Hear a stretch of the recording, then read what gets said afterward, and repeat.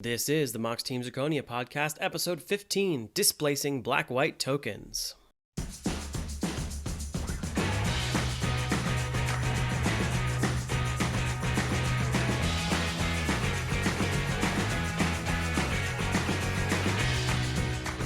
Welcome to Mox Team Zirconia. I'm Colin.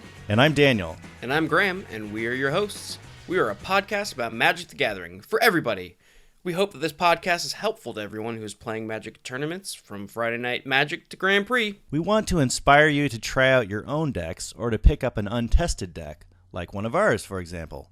Try it out and then change it to suit your needs. And remember, our immediate goal is always and will always be to make the next deck better than the last one.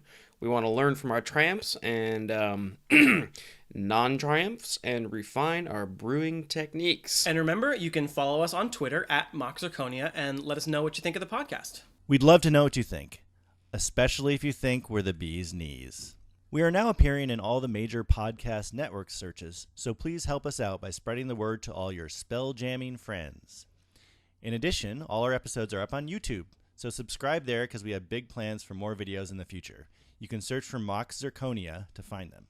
Great. So with all of the formalities out of the way, we actually have another first for our podcast. After last week's first, which was taking a week off without notice. Yes. Very sorry, everybody. We discovered that trying to record during the holidays was not going to work, even though we thought it was. And so we just decided that it's much easier to take a break, and we appreciate you guys sticking with us and are very sorry for that. But to make it up to you now that we're back, we have a special guest on the podcast tonight, and it is Garrett from Sableye, the Mind Sculptor, and he is here to talk about his experience running one of our decks and taking it and making it better. We've actually talked a little bit about this in the past, and we've linked to his deck tech for our black and red aggro deck in previous show notes, but I'll go ahead and put it into these show notes again as well. And so definitely go check out his channel because he does a lot of fun brewing and takes the decks and runs them on Magic Online. So with all that said, welcome, Garrett. Welcome to Mox Team Zirconia. Oh, thanks for having me. Hello. Absolutely. We're really glad you're here. So I think, Daniel, why don't you just jump in? Hello, Garrett. I'm very excited to have you here. It feels like we're becoming more real by having a guest today, and I'm very excited about that. Well, I'm happy I can be that person then. Yeah, this is great. So I guess I'm going to ask you a few questions because I don't know the answer to these. But firstly, how long have you been making Magic YouTube videos? Well, I've been making Pokemon YouTube videos for 5 months now, and Magic for about 4 months. Oh, cool. Yeah, I'm super big into Pokemon videos too, so if I'd known that, I would have checked out those videos too. I don't think I've made any recently. I don't know. Gen 7 is kind of turned me off of Pokemon. Oh, that's too bad. I've been really enjoying it. But so the Pokemon videos, is it sort of the same thing? Is it like this very competitive bent to it, or? Well, I try to make it competitive, but I'm not as good at Pokemon as I am at Magic. I don't know. I just haven't put very much time into it comparatively. So, as far as Magic playing, would you call yourself a brewer? Like your plan is to sort of do well, but do it your way. Like do it with the decks you. Yeah. I am definitely a Johnny more than anything else. Yes, a Johnny. Okay, so what does that mean exactly? Like, what is it to be a Johnny? Well, generally Johnny is a combo player, but I like to think about it as anybody who makes decks for the purpose of having a unique deck, I guess, if that makes any sense. Oh, totally. Right. Okay. So you want to do well, but sort of with your own ideas and on your own terms, that kind of thing. So what is sort of your favorite deck that? Because basically, labeling yourself as a Johnny is sort of like saying this is what gets you going. Like, this is why you play the game. And what is sort of your favorite deck or your favorite Yeah, your favorite deck that sort of made you feel like, yep, this is why I play Magic. Well, I think my favorite thing to do in Magic is to just guarantee that my opponent is not playing Magic. So probably one of the different control decks I ran. Maybe my Grixis Dynavolt deck was my favorite deck that I've made. I don't know. Either the Grixis Dynavolt deck or I've been trying a green-white Dynavolt deck that's been working out pretty well for me recently. So you're talking about the card Dynavolt Tower, right? The 3-mana artifact. Correct. So what is it about that? What is it about that card? Because it sounds like you've made multiple decks playing that card, and Yeah. what is it about that I've messed card? around a lot with this card. Well, it's definitely my favorite card in Standard right now. I love cards that just by existing, they make you value for doing things you were already doing. So, like, one of my favorite cards in Modern is Young Pyromancer, because just because I have a Young Pyromancer, my spells are worth more. If that makes sense. Yeah, totally. Like you're putting sort of like your win condition, you're sort of throwing it into a deck, a kind of deck that you like playing already, basically. Right. So in terms of so a lot of people just, like will go onto the internet, and especially newer players, and well, maybe not newer players. Actually, I often think like newer players are more inclined to build their own decks because they're sort of more optimistic about their chances. Yeah, they don't know about the meta as much. Yeah. So, but you've sort of retained. I mean, did you go through a period where you were like, my early decks aren't doing well. Like, I'm just going to copy decks and then see how those do. I don't know. I've never really had like enough money to do that. Like tier 1 decks are really expensive. I've always wanted to build my own decks. I like using the bare bones out of tier 1 decks, for sure. So if I make a control deck, I might start with a tier 1 control deck, and then strip away what I don't need, and add what I want. Okay, so like we've made decks where we could have made them better by including like mythic rares and stuff, but it was sort of like, we know these decks will work without this like $50 card, and like if you have one, then sure, throw it in there. But I think our goal was always to have like a total, like not just sort of maximizing one absurdly powerful card, but to sort of have like a total. The word that's coming to mind is experience. I don't know why that's the case, but you know what I'm saying, like sort of a synergistic whole that works together. And I think sometimes there's these great decks that are just sort of built around this KO punch of like this just incredibly powerful card, and they're just maximizing it. But I think that sure, like Aetherworks Marveler, right now in Standard, or Jeskai Nahiri in Modern. Sure, but I was thinking about like cards that were like just let's see what I'm trying to think of. Oh yeah, like Liliana, for example, which is sort of an obviously like an obviously great card that everyone wanted, and it's like, okay, well, we know this card's like really, really good, so let's just figure out what the best deck to put around it is.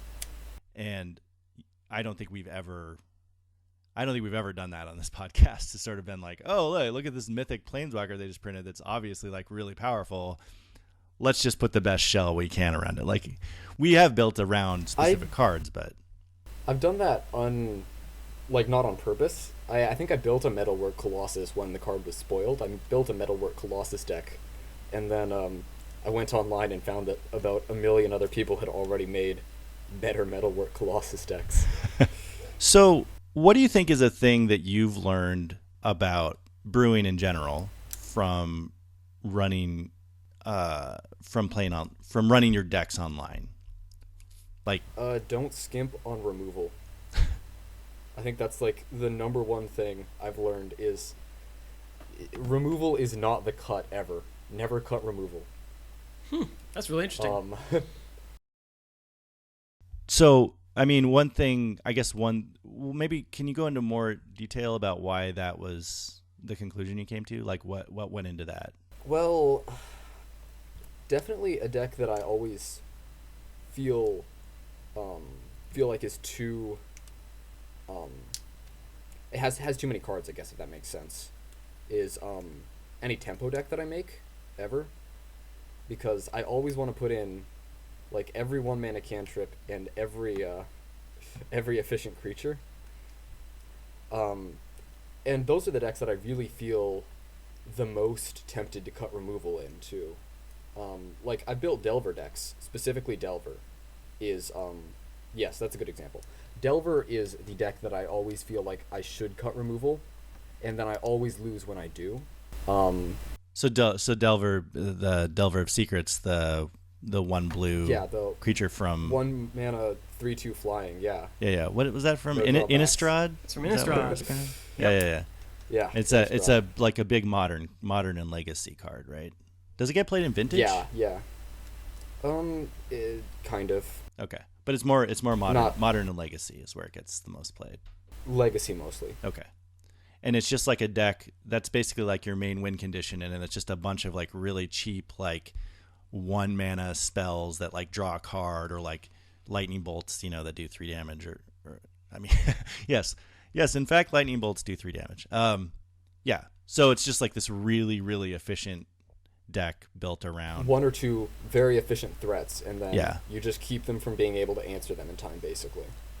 And you were tempted to just take out like the lightning bolts. I'm always tempted to take out Terminate from that deck. And I don't know, it never serves me right to do it. I always end up needing more removal, no matter what deck I make. Cool. All right. So you agreed to play one of the decks that we built on our podcast, which is super cool. And the deck you chose was the black-red aggro, like Eldrazi colorless deck that we built. Can you talk about how that went and what changes you made? Well, one thing I noticed with the deck, it was very strong if you had a 1-drop, a 2-drop, and a 3-drop in your hand. And it was very bad when you had like 3 3-drops. A lot of the time when I was working with the initial deck, I would basically start on turn 3 by playing a 3-drop and then ramp back down to my 2 and 1-drops. In the bad hands, of course. The good hands were still really strong. So I had to cut 3-drops from that deck because the curve was just too high at 3, I think. Or, not too high, it was too centralized at 3. There were too many 3-drops in the deck. And then the other issue I had with the deck was a lot of games I would get my opponent to 2 or 3 life, and then my Flayer Drone would get killed, and I'd just kind of sit there looking at them for a while, and then they'd play an Emrakul and I'd lose. I just ended up in a lot of situations where I ran out of gas a couple of points too soon. I just didn't feel like it had enough reach. So, let's see, I have to look at the list again. It's not in front of me, but so it didn't have. I think the main burn spell was just the Unlicensed Disintegration. I think was that was that. Well, and then you could sort of consider the Flayer Drone to be a burn spell too. But like you said, that can get removed. So I don't know if we had anything like Incendiary Flow, or is that the kind of thing you're talking about? So did you end up Did you end up solving it? Did you find cards that would help you out? Yeah. The first change I made was to take out. I feel like a horrible person saying this, but the first thing I changed was I took out Weaponcraft Enthusiast because it's 2 power on turn 3, so it just was not efficient enough. Yeah. All my other 3-drops were a lot stronger. They all had at least 3 power, and it was just kind of cute. It synergized well. It just at 3 mana it was just a bit too much. Nope, that makes sense to me. And then I replaced it with Reaver Drone, which is a 1 black devoid 2/1 that you lose 1 life on your upkeep if you don't control another colorless creature. Oh yeah, nice. So that helped with hands where I didn't draw 1-drops. But the main way that I fixed the problem was I took out a couple of outnumbers for 2 Collective Defiance. Because Collective Defiance was very good in this deck whenever I played with it. There was never a time I drew Collective Defiance and thought, well, this is a bad card, now I lose. If I drew Collective Defiance and then lost, no card in my deck was going to save me. And Collective Defiance is the sorcery, red sorcery for 3 that you can escalate for 1, and you can either make a player discard all the cards in their hand, then draw that many cards, deal 4 damage to a creature, or 3 damage to an opponent. Yeah, so like I think Outnumber was the card I was least sure about, and if you took out Weaponcraft Enthusiast, I don't really know if it has a place in the deck at all at that point. Like Yeah. I mean, that was really, yeah. And like, I know you like felt guilty about taking out the Enthusiast, but I mean, in spite of the fact that that was the original inspiration for the deck, I don't necessarily think that it shouldn't be removed. Like, I think, I don't think you can have this like slavish devotion to your original idea if things seem to be going well by moving in another direction. I think that's like a valuable lesson to learn from this exercise. Absolutely. Especially because we set out for sure to brew like version 1, decks that need this kind of work. So I think you did a great job. I had the choice of a 2-power creature on turn 1 or a 2-power creature on turn 3, so Yeah. And I had no idea when I think that was my suggestion to build around Weaponcraft Enthusiast for that episode, and I had no idea that was what was going to happen, that was the kind of deck. And I remember thinking that it was really cool, like how the discussion went, and because I hadn't, like, I think there are 2 well-known black-red aggro decks. There's like the recursion one, Madness. There's the Madness one, and there's the super like aggro, just like little artifacts one with the what's the red 1-drop, Inventor's Apprentice. Nerd Ape, yeah. Yeah, I was gonna say it's like a Kurt Ape. I'd never heard that nickname before, but yeah, it's basically a 2/3 for 1 if you have an artifact guide, which is a good rate, a fair Magic card, a good rate, as they say. So yeah, and it was cool that we found this sort of space to build a deck that was neither the Madness deck nor this more all-in aggro deck that was kind of this weird middle ground, or just like a different concept. So I just really like Flare Drone too. I thought that was like a kind of a, I don't know, just an interesting card that it seemed like a pretty good rate for what you get. Well, it fights pretty much everything up to Archangel Avacid too. Yeah, and then up to a non. And then when it becomes sort of irrelevant in combat, it still has a purpose. So right, yeah. I thought that was cool. Yeah, there was another change. I forgot because I never tested with it, but I took out Voldaren Pariah and I put in Reality Smasher, which is one of the most fun cards to play with. Yeah. If you don't know, it's 4 and a colorless for a 5/5 trample haste, 4 and a specific colorless, I should say, for a 5/5 trample haste that, when it becomes the target of a spell, counter the spell unless its controller discards a card. Yeah, I actually saw that. And that's just a fun card to get people with. I saw that you'd added that, but I was like, man, was that hard to cast? We had Corrupted Crossroads and Aether Hub. So were there? I can't remember. I really should look at this deck list, but were there 4 of each of those, and you only had 7 total. Only 3 Corrupted Crossroads. Okay, so you had 2 cards in a 60-card deck. In the original list, there were 6, or there's 4 Aether Hubs, 2 Corrupted Crossroads, and 2 Ruins of Oran Reef. Ruins of Oran Reef too. I forgot about that. Oh, okay. So there were. I bumped up the Corrupted Crossroads. I don't know if I made that change in the list I sent you, but I had 3 in my deck. Gotcha. Yeah, and again, the Voldaren Pariah only really a combo with Weaponcraft Enthusiast, and I actually thought it was one of the weakest things in the deck, just because of how late it came out because it became an aggro deck. Not the greatest. That's just not the greatest card in an aggro deck. So. Yeah, it makes perfect sense to take that out at that point, especially after taking out the Enthusiasts.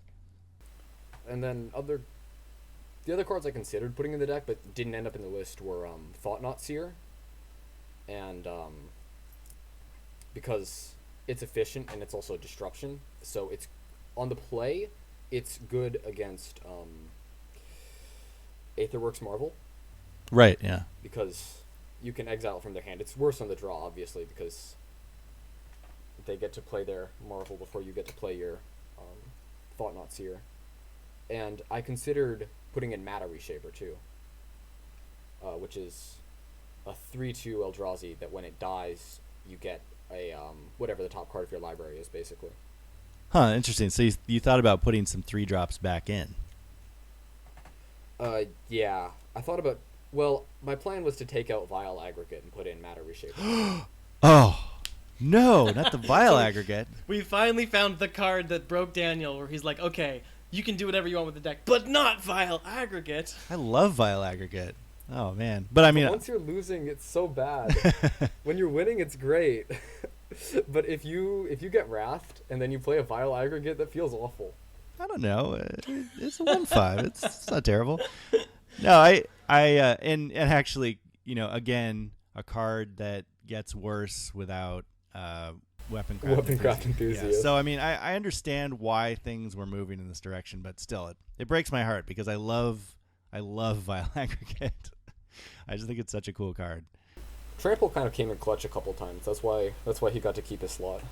Cool. Well, that's great. Well, once again, yeah, Garrett, thank you so much for taking our deck and running it. And to the listeners out there, you can go and he made YouTube videos on his channel, Sableye the Mind Sculptor, that show all of the rounds. He did all of them, and it was really fun, and it was really great for us to watch somebody else testing our decks. And oh yeah, it was a man, huge what an deal. ego boost. Huge deal.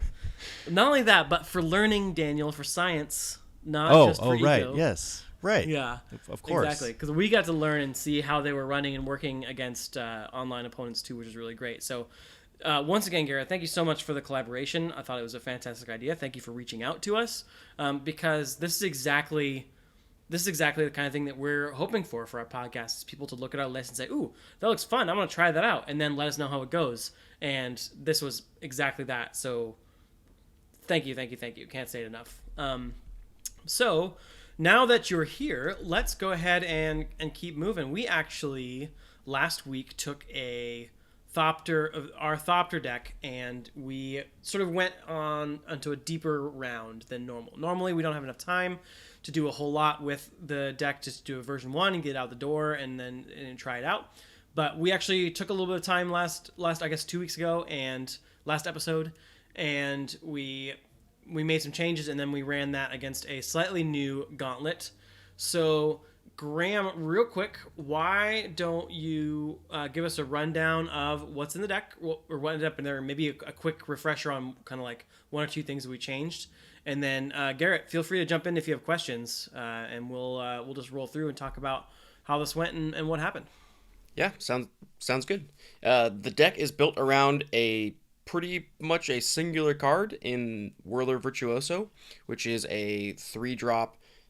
It's a red and blue 3-drop creature that creates energy when he enters the battlefield, and you can pay that exact amount of energy to create a 1/1 colorless Thopter artifact creature token with flying.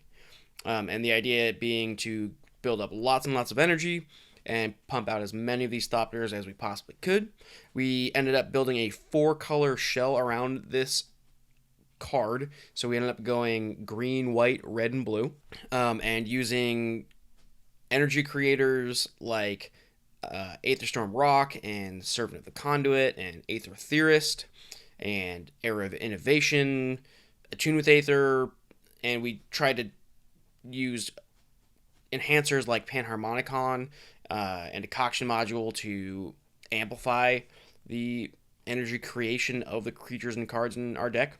And that was the first iteration. We made some changes on the last podcast that I think worked out really nicely. We added in Saheeli Rai. We took out the Panharmonicons, and we reduced the number of Era of Innovations. And I think we even reduced our mana fixing. Nope. Yeah, we did. We took out the Servant of the Conduits. We found that our mana fixing was not really too much of an issue. And we subbed in a little bit of protection for our Whirler Virtuoso in the form of Blossoming Defense, which worked really nicely. We also decided that why not throw in a couple Smuggler's Copters for funsies. We did that. That was cool. So over the last 2 weeks, we ran this deck against 4 top tier decks, Grand Prix decks. The first round we played against Mardu Vehicles, just that vehicle deck that everybody knows and loves. And it was pretty much a race both games. We ended up winning in 2, which was nice. Didn't see a World of Virtuoso. The first game just kind of went over the top. And in the second game, actually the second game was close.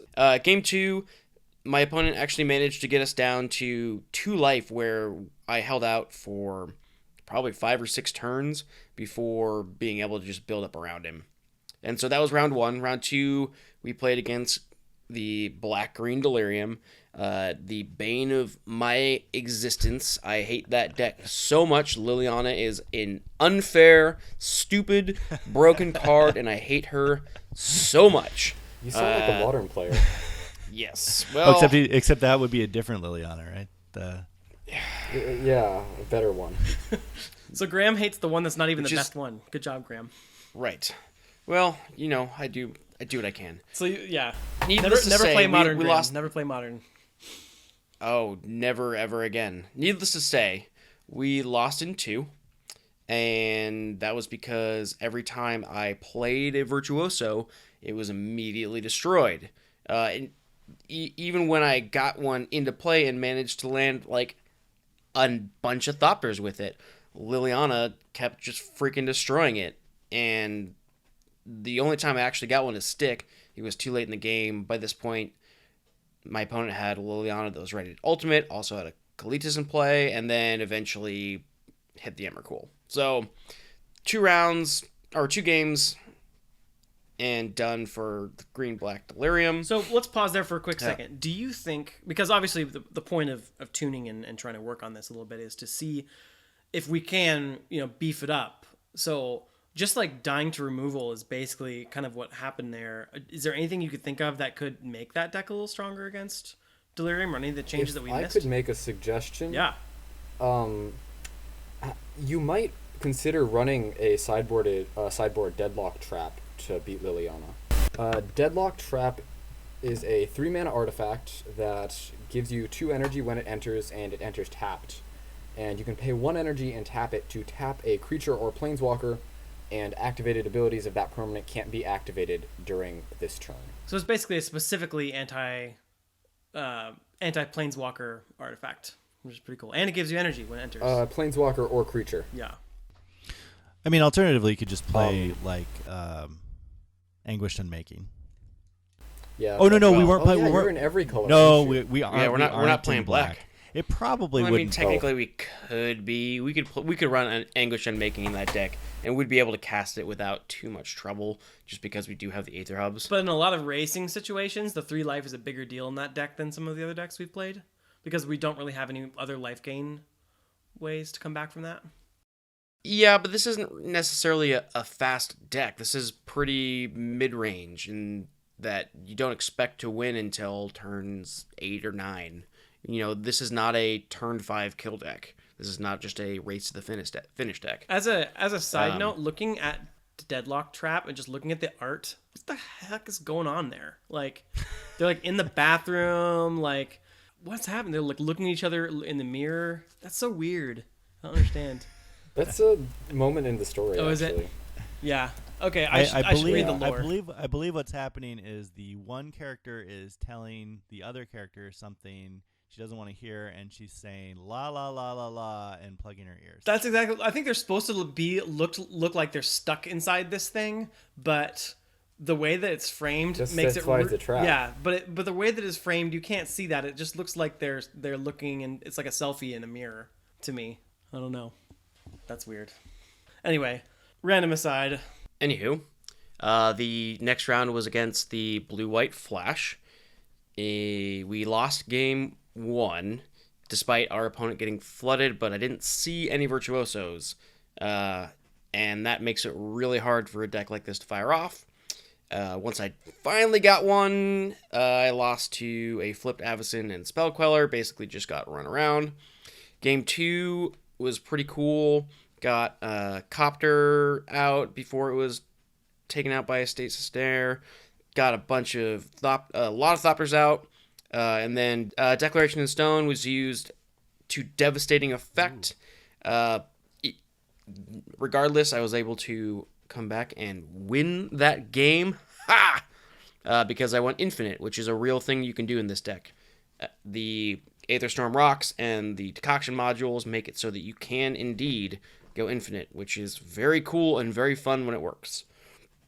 And then for the game 3, I just went super wide and was able to drop a bunch of Thopters. I was able to ramp up to like 12 energy, and that got me 10 Thopters in a single turn, which was super cool and hard for the my opponent to come back from. Yeah, and it's also worth noting with this deck that this is actually sort of a newer version of the blue-white flash deck, so it wasn't running... I wouldn't, like... This one's called blue-white flash instead of blue-white spirits because its spirits are very limited. They didn't have as many of those, which I thought was interesting. So instead, it was running Gideon's, and it was running Smuggler's Copter, and it was running Revolutionary Rebuff, but not... Oh, what's the one that gives all your spirits flash that I'm forgetting all of a sudden? Rattle Chains? Rattle Chains. But yes, it wasn't running Rattle Chains, which is sort of been the linchpin of the other spirit variety. So it was an interesting deck. Interesting, different, sort of updated blue-white deck. Even more interesting than the updated blue-white flash deck was the final deck I played against, which was Red-Blue Zombie Emerge, which we have not seen yet and haven't played against, but it was a really cool deck. And I did end up losing in 3, but it could have gone either way. Lucky for the blue-red Zombie Emerge deck, it had the pretty much most devastating, like, destroy card for my deck you can possibly think of, which was Kozilek's Return, which basically wiped out all my Thopters every single time, no matter what I did. Didn't matter how many Chief of the Foundries I had in play, pumping up all of my Thopters. I tried that route. Didn't work. Everything died every time. The other just a little bit good. Yeah, just a little bit. And so... It looks... I remember the first time I saw that card, I was like, it doesn't look like a real card. Like, it looked like a fan-made card or something. Something about it just doesn't seem... Maybe it was like the quality of the spoiler I saw when it came out, but I was just like, this looks made up. Yeah, I mean, and it worked really well. In fact, there was a game where I thought I was going to lose, and then I drew exactly what I needed, and I was able to go infinite. And I was like, ha! Got you, foo! And then the next turn, he dropped a Kozilek's Return, and I died. Because it doesn't matter how many infinite Thopters I have, if he has a Kozilek's Return to wipe out my infinite army of Thopters. Could have been a Fumigate. Yeah, that would have been devastating as well. He had another interesting mechanic in his deck that screwed me on the last game, and that was Fevered Visions. And he got 2 of them into play. And Fevered Visions is the one where each player draws at the beginning of their end step, and if your opponent has a certain number of cards in his hand, they take damage. And he had 2 of them in my hand, and my deck was firing off great, but not fast enough to where I could absorb 4 damage per turn. Plus the pressure from the flying zombies that were attacking. Right, that too. I'm fending off the zombie hordes that were attacking me, as well as trying to keep my hand total low enough, which was not easy when you're drawing 2 extra cards at the end of each turn. So that was kind of cool. Anyway, the deck worked really well, and I felt really good about it. It didn't have quite the record that I was hoping, but I really felt like that last round could have gone either way. The only one that was a huge bummer was the green-black Delirium, and I don't know whether my opponent just got insane draws or whether I got terrible ones, but that was the only matchup where I really was not super impressed with the Virtuoso deck. I was pretty happy with how easy it was to not just go infinite, but have the repeating combo. So even if you have 1 or 2 of those energy on Enter the Battlefield mechanics firing off, they daisy chain together, so even if you have like 6 energy to start with, you still end up with like 4 or 5 Thopters, which is insane value. Yeah, the Thopter army is real. Like, it got really wide, surprisingly wide. Like, oh crap, I'm out of tokens. Where are the dice wide? So does it count? Yeah, does it count as going wide if you're in the air? Why not? I mean, I thought the whole thing about going wide was just that they didn't have enough blockers. But if you already fly, I don't know. I guess against the flash deck, you go wide. I guess if you think about I mean, the maybe difference between like going overwide? tall and going wide, like It's going Yeah. tall and going wide. Well, no. Going tall is when you get a really big creature, right? right, Right. What do you call becoming evasive? What's an evasive thing? going rogue.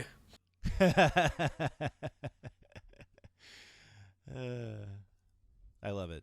Yeah. Good. We just coined You're it right going here. You're going rogue wide. Wide rogue, rogue 1. Rogue Sure. 4. We'll go with that.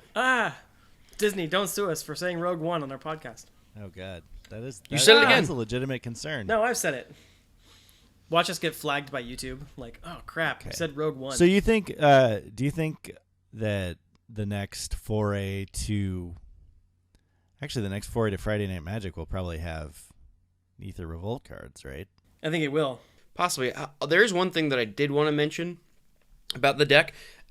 I didn't really love Sableye in this deck. Not because she's not good, and I left her in the entire time. I didn't make any changes to the deck throughout all 4 rounds, with the exception of I did some mana fixing because we were silly and we didn't include any forests in the land-based fetch. But I wasn't impressed with Sableye. It was very rare that I actually used her ability to great effect. I was usually playing from behind when I used her. So she's kind of like a take it or leave it in this deck. I don't know if I'd necessarily agree with you. I think in these games that was definitely the case, but I think that in other places where I've used her, it's coming from behind basically means that she's another Ether Storm Rock or another decoction module to get you going infinite when you can play her and then copy one of those ones. And Well, I just think that just didn't have- happen that much. Could she have been like Panharmonicon, for example? Would that have been something better that would have done the same thing, I guess? Or She could have been removal. Yeah, according to she could've- Garrett, we should be adding removal whenever. Like maybe that should be like if we're gonna take out this card that isn't working too well, maybe consider some removal. Deadlock Trap. Yeah. That's true. Or just maybe just something like Incendiary Flow, which is both removal and can remove planeswalkers. I like having Incendiary Flow for what is the card? 2/2 comes back and makes a 1/1 spirit. Oh, Haunted Dead. Haunted Dead. Yeah. And Scrap Heap Scrounger. Yeah. It seems like Because we kind of were soured on that card because it couldn't destroy a Smuggler's Copter like early on in this season, which I guess that's been pretty much our whole podcast has been this format. I didn't say don't also run Harness Lightning. No, You no, can do both. I just meant that's I think we sort of like lost track of that card, thinking that Smuggler's Copter was like the be all end all in this format. But obviously, as the format matured, Copter became, while still around a lot, Less good. I don't know if it became less good. I think every other deck just got better. Yeah, we definitely erred on the side of instants for removal at the beginning of the format, and then we never really got away from that too much. And that may be one takeaway that we need to reevaluate. Sometimes we can live with slow removal. Yeah, I've been kind of hot on Incendiary Flow always because I did not start playing Standard again in Kaladesh Standard. I started again in Con Standard, but what I actually started recording was in Shadow Standard, and I kept losing to zombies whenever I played Red, so because they just always had blockers no matter what you did. Yeah, no, I think it's a good card. Like, it's an efficient rate. It's just that it was just that Smuggler's Copter's problem that made us not like it. But I think that, Incendiary Flow would have definitely helped against the blue-red zombies deck that we played fourth. Cool. So, Graham, how would you rate our tuning process? Like, was this version of the deck significantly or not very much better than the first version? Did it feel smoother? Did it run better? Basically, the extra work we put in, did it pay off, or was it noticeable? Yes and no. So, comparing the two lists that we have, and in addition to some of the tuning that I did to the first version the first time around, I felt that it was more competitive, it had longer staying power, and that the Well, the Blossoming Defense definitely did its job during our run. Absolutely. Yeah, absolutely. I guess the answer to your question is yes, we did a better job. It worked better. I'm not certain why I felt weird about it. I think that single round against green, black, god dang Delirium kind of threw me off. It's got under your skin a little bit. I think it did because, I mean, this deck went infinite or close to enough times to make it very viable. And that's a real thing, and that's something to look out for. And the potential is there to make this deck even... I'm excited to see what we can do to it once Aether Revolt shows up to make it even more powerful. Sure. I was just thinking Summary Dismissal could help against Green-Black Delirium quite a bit. Oh, that's a good Oh, yeah, point. does that card like completely counters Emrakul, right? Also, it counters Liliana's ultimate. Oh, so they spend all the loyalty and then you... Okay, cool. And she dies, and then you counter the effect. I sort of automatically dismiss 4-mana counter spells, and like I realize that you're coming from a completely different place since you like to play control decks, and that's usually not my thing. But I just like, 4 mana. Ugh, 4 mana. Yeah, the I other wouldn't issue put with it in a main that... board anywhere. Yeah. Yeah. Well, I think that if you know that you're about That's- to, if you're seeing Liliana, you're happy to hang on to a 4-mana spell and watch them tick up their Liliana, thinking there's nothing you can do about it, and then fire it off and change the whole board state. I think that's a great call. There's also a new card I think that you can counter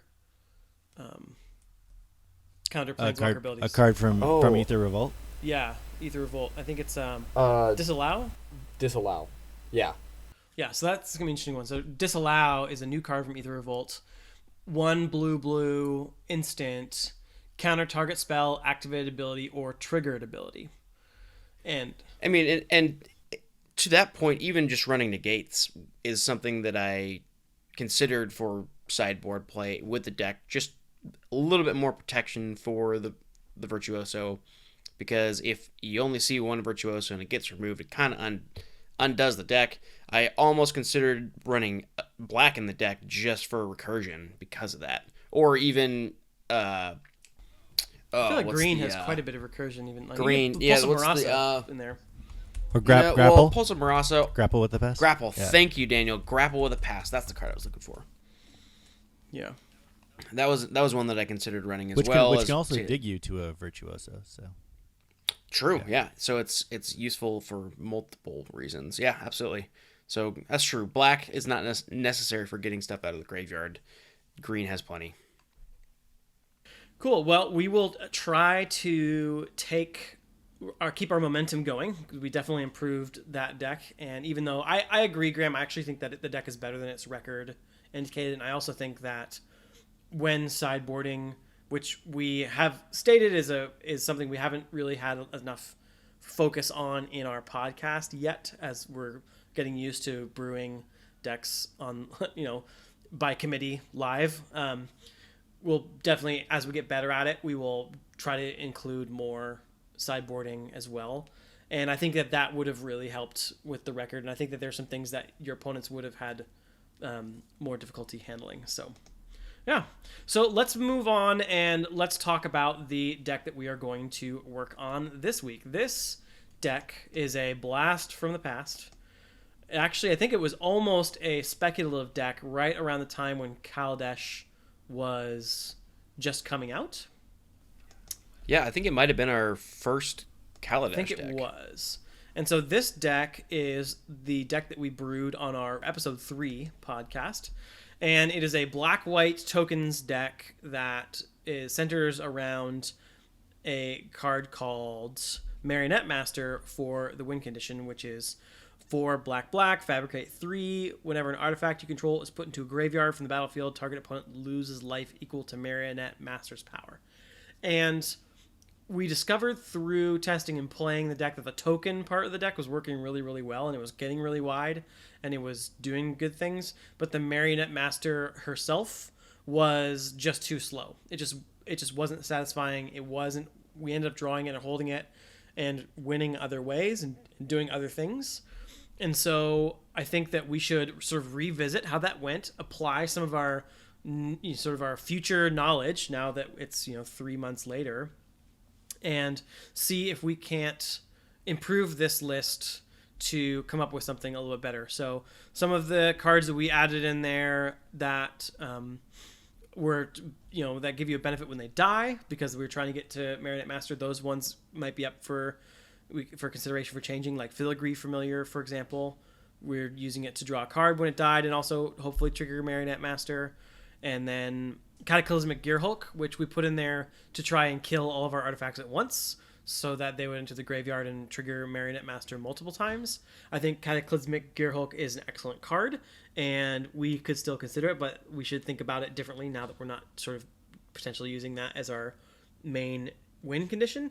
And we should also just talk about what is the good win condition. I think we should go back to our notes and report on what was really working in the deck at the time and sort of build off of there. So Graham, do you happen to have those notes available? I don't, but I do have a lot of thoughts on the deck, and I do remember what worked really well. So I don't have the notes up in front of me, but I felt that the deck worked really well with all of the mechanics as we designed them, regardless of Marionette Master. It's a sacrifice deck that works really well regardless. So the Cataclysmic Gearhulk, wiping your board is not a problem when you have a 9th Bridge Patrol in play, because your 1/1 9th Bridge Patrol all of a sudden becomes a 10/10 9th Bridge Patrol.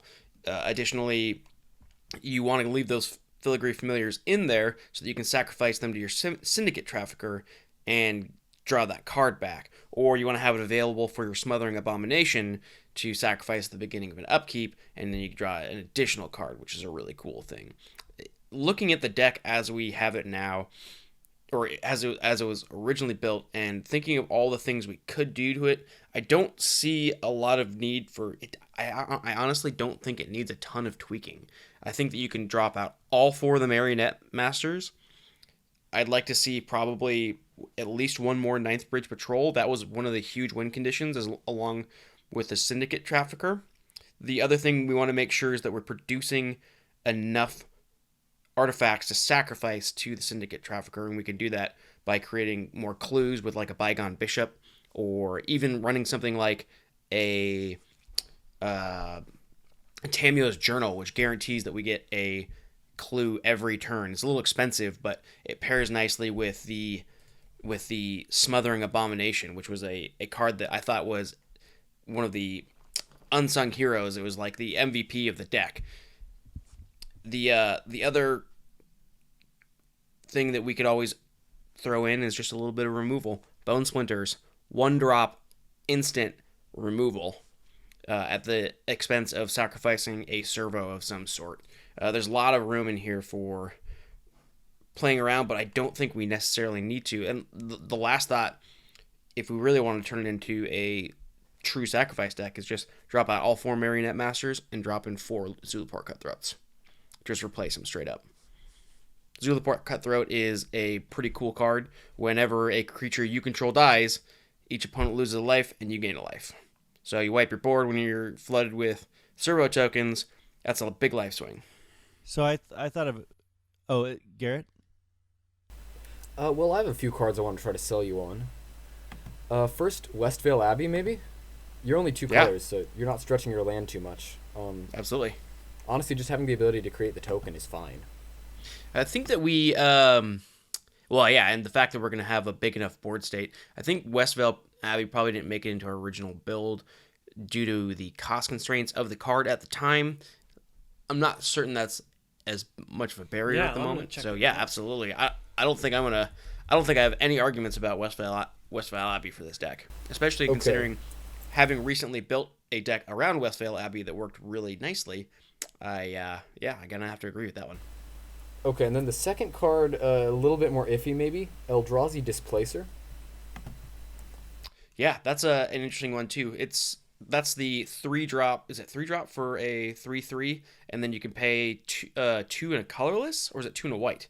Two and a colorless. Two and a colorless, and you get to blink a creature that you control. Yeah, that's an interesting choice. No, another target creature. Another target creature. Okay. And enters tapped.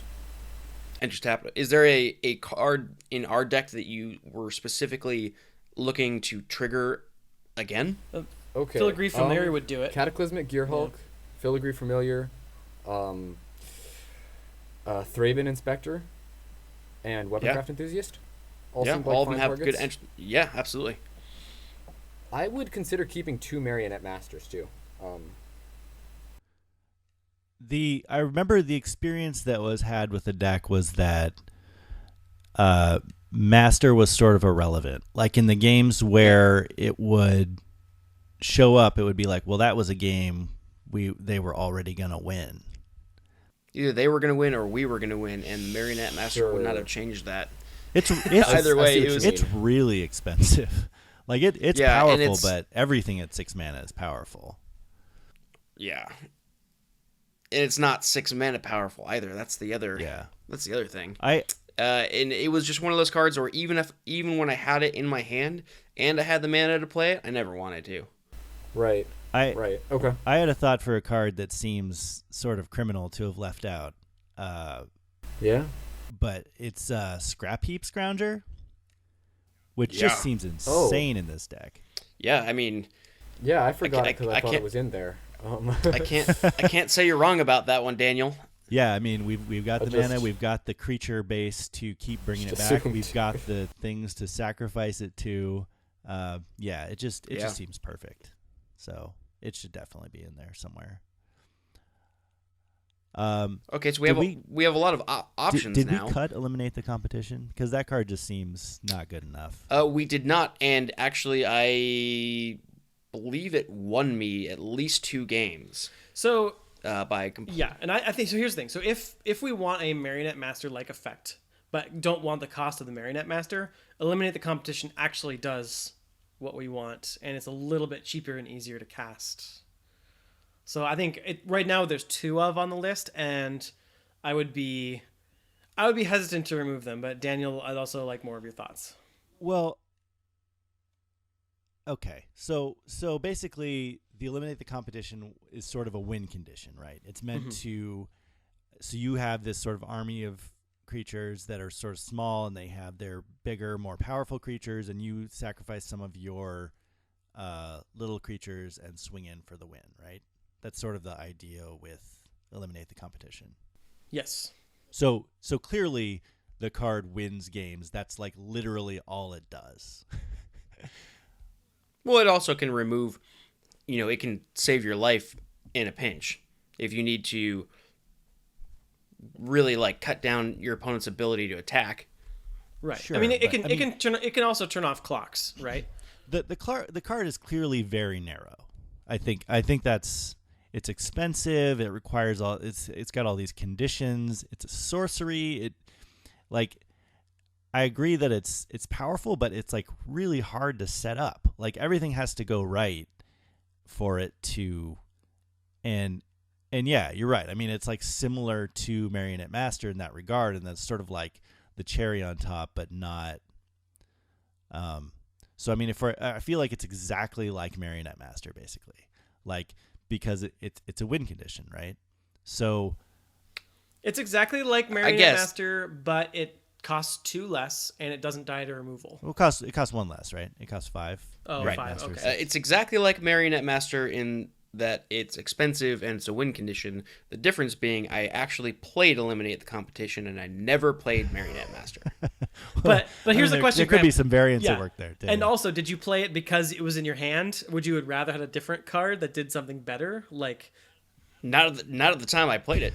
That's for damn sure. That's sort of the confirmation bias of cards like that, which is that you only really ever play them when they're going to be great. Like you never play Eliminate the Competition unless you're going to win the game with it, basically. Okay, so let's put a pin in that for a second and kind of pivot this conversation to what would you replace it with, Daniel? Marionette Master. Really? Maybe more Cataclysmic Gearhulks. I don't know. I mean, or Fumigates. Or Honestly, I might replace Eliminate the Competition with Grasp of Darkness then. Okay. I mean, Grasp of Darkness is I know it's filling a different role, but think about it at least. it's significantly cheaper, and yeah, absolutely. I mean, the other one did I already say Bone Splinters? I already talked about Bone Splinters. We could always do Bone Splinters is too. also amazing. Especially in this deck where we didn't really have too much trouble getting a wide board. That was one thing that was... I very rarely found myself with creatures that without creatures I didn't want to sacrifice. There was one or two times where a Smothering Abomination kind of kept me teetering on the edge, but because it was having me... I kept drawing cards from it, it got me to that place where I could get my board state back. It got me that card advantage that I needed in order to get back into the game. hey, So Eliminate the Competition, I'm open to replacing it with something, but I think that it's better than you think it is. well, if we just want a win condition, I mean, maybe we should just go back to the Zulaport Enforcer. Yeah, the Cutthroat. Zulaport Cutthroat. Yeah. Yeah, I mean, that's true. However, the Eliminate the Competition kind of works in Zulaport Cutthroat's favor. They kind of go together. So, in the sense that Eliminate the Competition activates Zulaport Cutthroat because you have to sacrifice your own creatures. The other problem with Zulaport Cutthroat is that's the thing. I'm actually not seeing it like real powerful method of sacrificing creatures in the deck. Well, the Cataclysmic Gearhulk does that, as does the Syndicate Trafficker. The Syndicate Trafficker only Abomination. sacrifices artifacts, though. How attached are you to the Smothering Abomination, by the way? Well, pretty, but only because I've actually seen it work. It was kind of thrown in there as a Hail Mary, and it ended up being like the most valuable player because it kept cards in my hand, and I never really did have an issue. Plus, it's a 4/3 flyer for 4, so at the minimum, it's a powerful... declaring attacks. Yeah. Yeah, it's a heavy hitter, definitely. Like, I really liked Smothering Abomination in this deck. That's one I would probably be pretty attached to. As for just sacrifice outlets, there are plenty of sacrifice outlets. And the Syndicate Trafficker sacrifices artifacts, but you're mostly producing artifacts, right?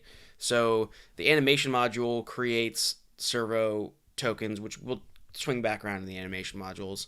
The Servo Exhibition, creating artifacts. Weapons Craft Enthusiast, creating artifacts. The Thraben Inspector creates an artifact. The Filigree Familiar is an artifact.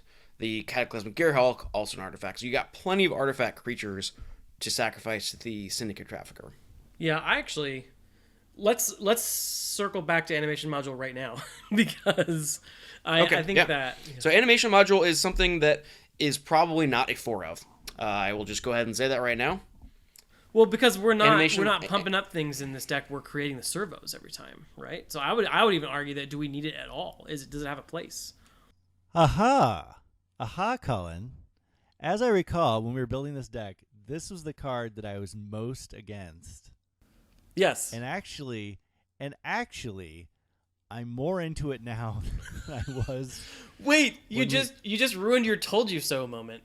I know. It kills me. So here's the thing about animation module. It does have the potential to work in this deck. It's definitely not a 4 of. It's probably at most a 2 of. And even then, that's probably pushing it a bit. But there is lots of opportunity for putting +1/+1 counters on creatures, and it's really good with Syndicate Trafficker. Yeah, you can just sacrifice it to Syndicate Trafficker.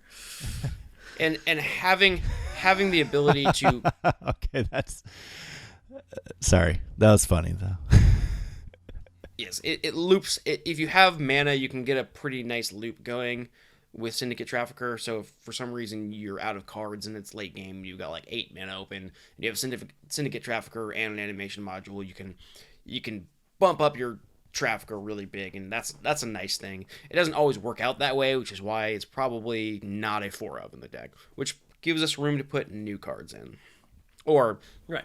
bump up the number of cards we have and in all now. seriousness, it combos with Ninth Bridge Patrol and Syndicate Trafficker, and that's pretty much it in the deck, unless you decide at some point to play Weaponcraft Enthusiast and give it the +1/+1 counters instead of the servos, which would be very unusual for that deck. Yeah, so I would almost say just one of the other card that's really great in the deck that I really liked and is a win condition is the Ninth Bridge Patrol.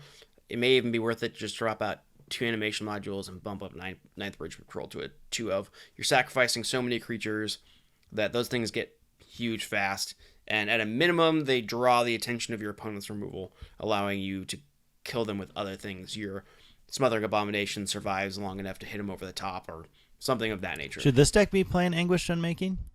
It kind of dirtles around, and that's the environment where Planeswalkers start to take over. I mean, it's not the worst idea I've ever heard. I would feel more comfortable running, taking out the Eliminate the Competitions in favor of Anguished Unmaking, or making those interchangeable sideboard type abilities. So depending on the deck you're playing against. Or if you didn't like the life loss, you could play Ruinous Path instead. So, I mean, there's options. That would also be, I was just realizing this deck doesn't. I mean, Liliana is not good for this deck. Liliana is a real threat, yes.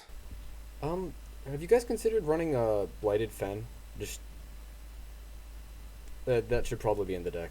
Is that one of the new lands from Kaladesh? The black-white? Actually, no. It's a Battle for Zendikar.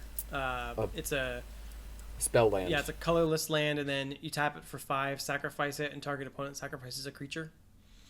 So it's like a 5-minute instant. What's that? The Edict. Yeah, but it's a land, so it's better. Mm-hmm. Yeah, especially with Eldrazi Displacer, having the extra colorless land is good. Well, if Displacer's getting played, then we're going to need to really beef up the amount of colorless generation in the deck. Yeah, and I'm not sure. I like the idea of the Displacer, but what do you take out for it? So we already know we've got 4 slots for Marionette Master. Let's say we've got 2 more slots available for Animation Module. So that's 6 cards that we need to be putting in the deck. 2 more for right Eliminate now. the Competition. Okay, one more for Eliminate the Competition. Yes, well, fine. 1 more. So that's 7 cards that we can throw into the deck. How I would like important to is see Filigree Familiar?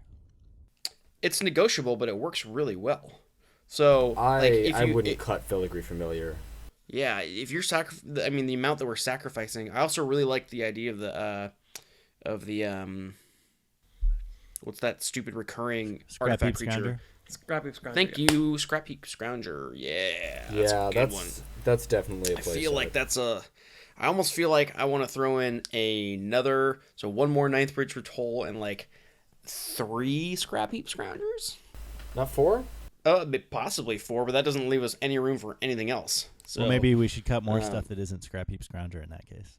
Well, maybe, yeah. Sure. How about we just get rid of the animation? What about modules, which are cool? Whoa. How about Servo Exhibition?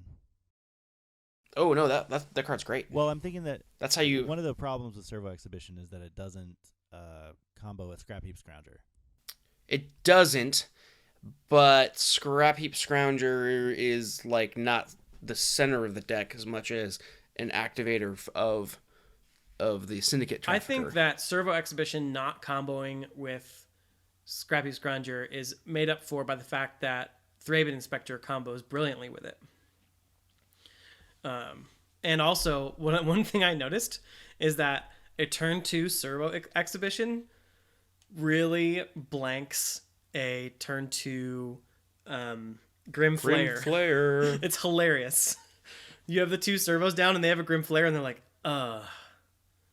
Yeah. Guess I'll trade my Grim Flare for 2 1/1s. I know. Yeah, 2/1 tokens. Yeah, so What am I doing I with would my life? yeah, just being able to produce 2 servos on turn 2. That means when you have your Syndicate Trafficker on turn 3, you can immediately pump it up at least 1, or later on.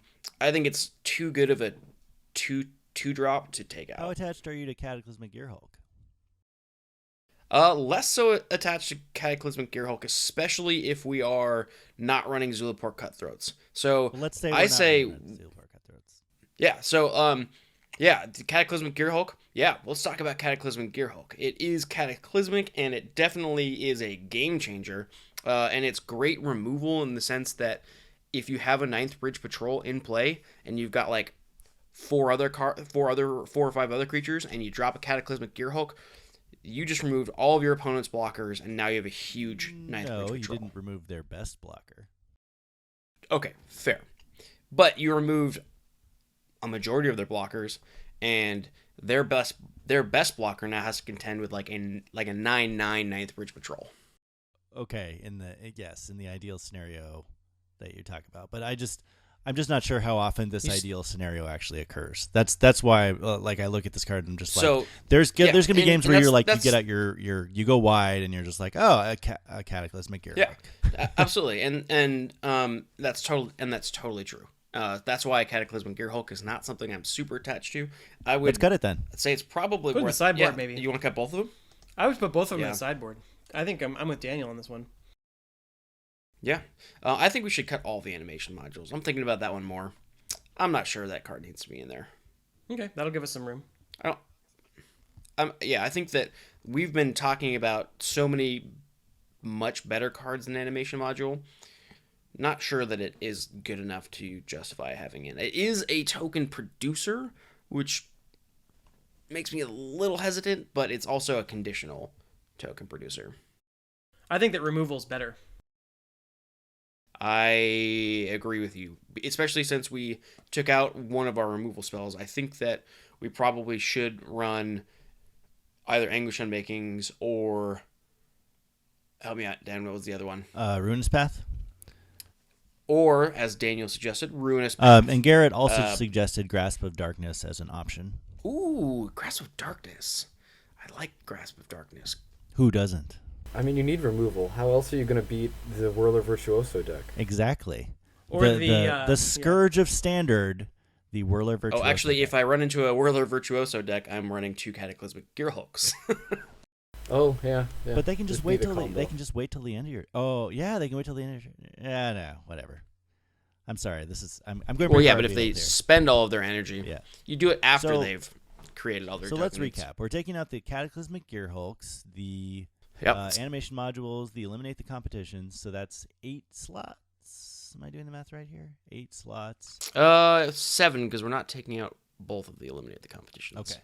I'm putting my 7 foot slots, firmly in the we're ground. adding 4 Scrap Heap Scroungers. Oh, we're also taking out the Marionette Masters. So that's actually Don't forget about that's 11. We're adding 4 Scrap Heap Scroungers. So that gives us 7 slots. Yes. And well, actually, now that we're not running Marionette Master, we're not running Cataclysmic Gearhulk, our curve has gotten considerably lower, so we can cut down to 24 lands too. So there's an extra slot. We were already. We were at 24 25. lands. You mean to 22? No, I don't want to go all the way at 22. So fair what enough. are we doing with all these tokens now? We are sacrificing them to the Syndicate Trafficker and the 9th Bridge Patrol. Oh, I see. We're just trying to make... And the Smothering Abominations, yeah. We still have reasons to have all these tokens. Maybe we should be pumping them. That is certainly an option. I would almost rather, though, just run more removal. So we're just going to go straight wide and not worry about any sort of combo potential. No, we're gonna have no. We have pumping. That's what the Syndicate Trafficker and the 9th Bridge Well, he Patrol means are. pumping the actual servos themselves, which is an interesting idea. But Daniel, I find it hard to believe that you would be suggesting a Chief of the Foundry. So you must be thinking about something else. Well, I'm not suggesting a Master Tricketeer, perhaps. Master Tricketeer. I'm not suggesting either one of those cards because I don't want to just pump some of the creatures, but not all of them. Right. So I think we need something that's more global. And always watching, Like unfortunately, does not affect token creatures, which is the Yeah. global one. Unless, did you just want to put Gideon in there? Is that what you're thinking? He's really expensive right now. Oh, yeah. Yeah. Wow. That would be really good. Yeah, that's it. Is there ever a time where running Gideon is not good? If you only have $2, then it's very hard to run Gideon. Let's splurge and run a Gideon. What is it? I mean, what does it even add? Was it like 20? 30, I will find out 50? for you. It's pretty high right now. I think. $30 on MTGO right now. Don't you guys own some? Yes. Yes, we own 2. Oh, high rollers. I prefer the term big baller. $27.88 right now. I don't know why. So almost $30 right now, mid. Yeah, we got trade stock. We could. But for our listeners who are going to try out this deck, maybe. Oh, you know what would be fun in this deck? Actually, Daniel, I have it. I got it. You're going to love this. What if I told you that I could increase the number of token creatures in the field of play while simultaneously making every other creature bigger all at the same time? I'd laugh at you. I'd feel like you were making it up. Angel of Invention, Daniel. Oh my god. How could we forget the Angel? I actually think the Angel of Invention was probably in an earlier version of this deck. Oh yeah. I think it might have been as well. We probably were like, well, we're already using Marionette Master. Why do we need it? It's Angel of Invention is like a worse Marionette Master. I can imagine us having that very conversation. Yeah. I'm terrified to go back and listen to find out. Okay. I think that's very, very smart. Yes. Graham, you've done it again. Yes. Okay. And this time it was good. So I want 2 Displacers. I want 2 Angel of Inventions. Well, I'm not really sold on Displacer, to be honest. I think it's brilliant because all of these cards. Well, if you have the Angel of Invention and the Displacer, I mean, if you're playing the Angel of Invention, you may as well run the Displacer at that point. I'd like to run a couple of them just to see how it works, especially having recently taken an energy deck to FNMs where other people were running similar decks and being absolutely taken apart by the Displacer, not them using it on themselves as much as on my creatures. So if I have creatures that have counters on them, those counters go away when the Displacer fires off, which is kind of devastating if your deck relies on your big creatures having counters on them. Well, we're gonna just aim the Displacer at their creatures.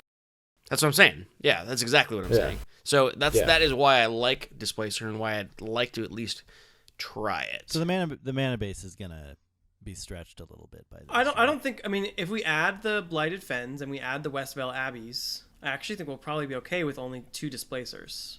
I think it'll be okay, and we can tweak it too. It's a 3/3 for 3. It's never gonna be like embarrassing. No, I think you can displace Avacyn in response to her flipping too. Yes, the Displacer I think can add value to the deck in a number of ways.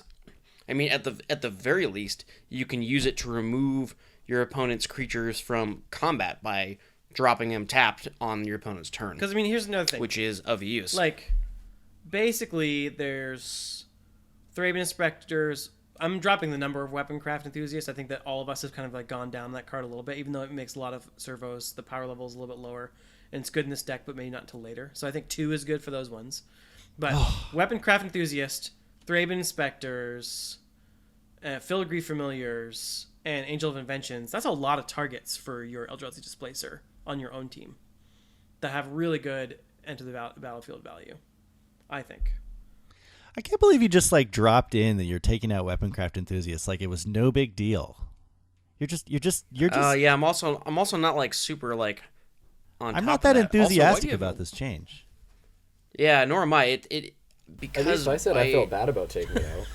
Yeah. Whoa! Yeah, Whoa! Wait. I believe You just got ganged up on. I believed in your removal of Enthusiast from the aggro deck. This is a freaking tokens deck, though. I know, Come on. but here's the thing. And you won't take out Filigree Familiar? This is breaking my heart. Yeah, but Filigree Familiar has the 3 best words in Magic.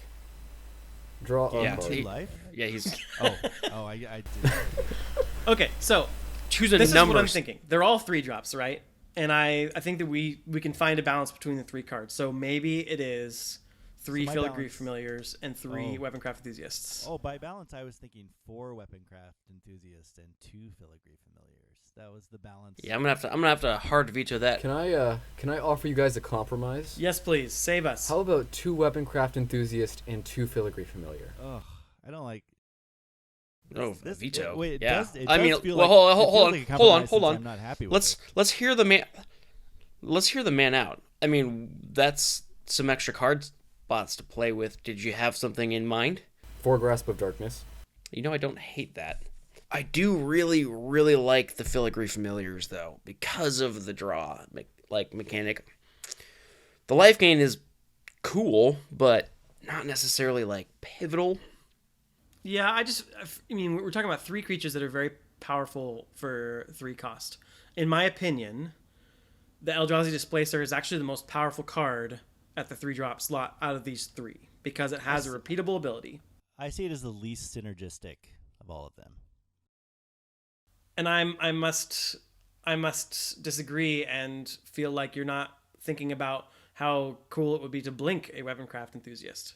Not only that, Daniel, but it also synergizes with Ninth Bridge Patrol, because in order for Ninth Bridge Patrol to fire off, your creature doesn't need to die, it just needs to leave the battlefield. I hear the words you're saying,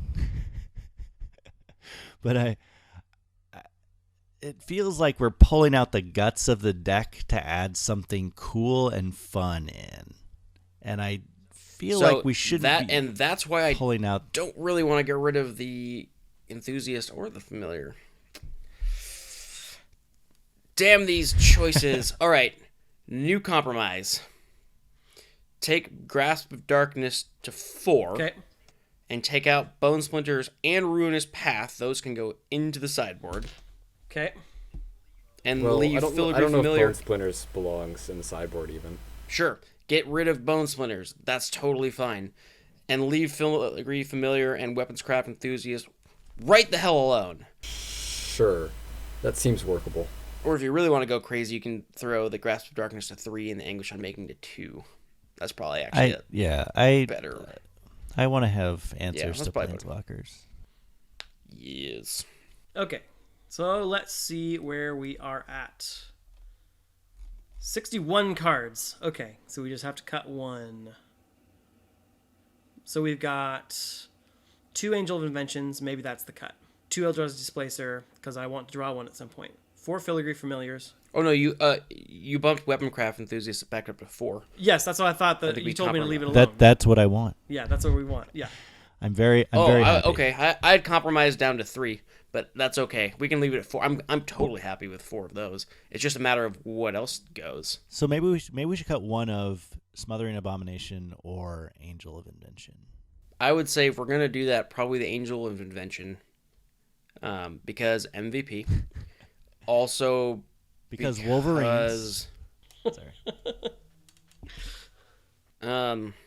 This is so hard. We could just run a 61 card deck, right? That's a thing. You could cut a land. 24 seems a bit much. Well, except that we're already making the colors a bit iffier with these colorless lands. Because we have double black, we have double white, and we have need for specifically colorless. So I haven't adjusted the lands yet. Yeah. I mean, I forgot that we needed specific colorless still. Yeah, but we could just drop like a Swamp Out or something. No, it's... Oh, actually, another card I forgot to mention when we were talking about Planeswalkers is To the Slaughter.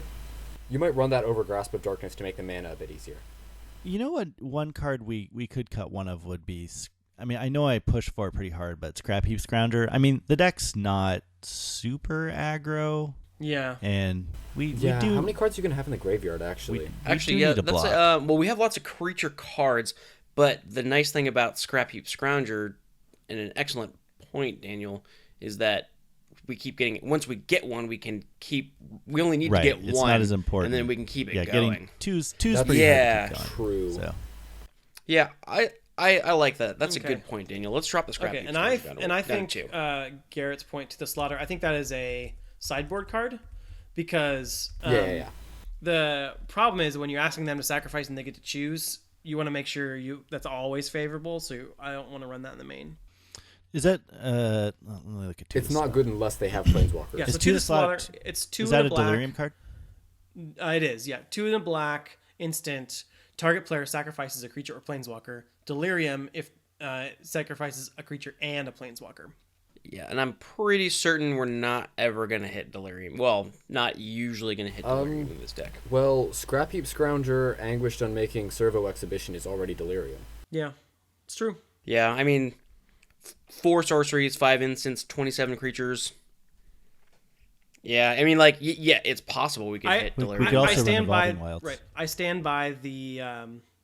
That's a good point, actually. I think I might do that anyway. But I stand by that it's a good sideboard card, so I'm going to put it into the sideboard. Yeah. Yep, throw on the sideboard. I'm happy with where we've ended up with this deck.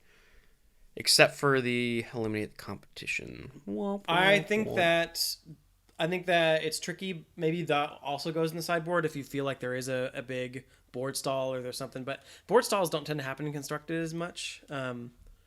So I think that we can toss a couple of those in the sideboard and bring them in if we feel like we can use them, along with the Cataclysmic Gear Hulk if we need it to. But yeah, I like this list too. So we've got Angel Invention, Eldrazi Displacer, which I'm going to make Daniel actually play this deck so he can appreciate the Displacer. 4 Filigree Familiar, 3 Ninth Bridge Patrol, 2 Scrappy Scrounger, 2 Smothering Abomination, 4 Syndicate Trafficker, 4 Thraben Inspector, 4 Weaponcraft Enthusiast. That's a lot of creatures, which is exactly what we want. I am a little bit worried that we don't have enough actual sacrifice outlets, so when we are playing Graham, let's think about that too. But where it's at right now, I think is a good spot. So, great. So yeah, that is our deck. This is our sort of our next iteration. We did not put the Gideons in there. We thought about it, but we didn't put them in there. But obviously, if you are going to go play this deck and you have Gideons, we would highly recommend that you put the Gideons in there. And Yeah, that emblem's gonna be pretty sick in here. exactly. So definitely do that. And other than that, I think it's pretty good. I think that getting the number of removal right will depend on the deck you're playing against, and getting the sort of the way that you kill everything, whether or not you want to bring in the Cataclysmic Gear Hulk, will also be a matchup call when you're playing against something. So yeah, but anyway, I think that's about it for today. I want to thank you guys all again for listening and being out there. Please let us know what you think of this deck and try it out. And also, I want to once again say thank you to Garrett from Sableye, the Mind Sculptor, for sitting in and surviving the tumultuous live brewing experience. You did a fantastic job. Thank you so much.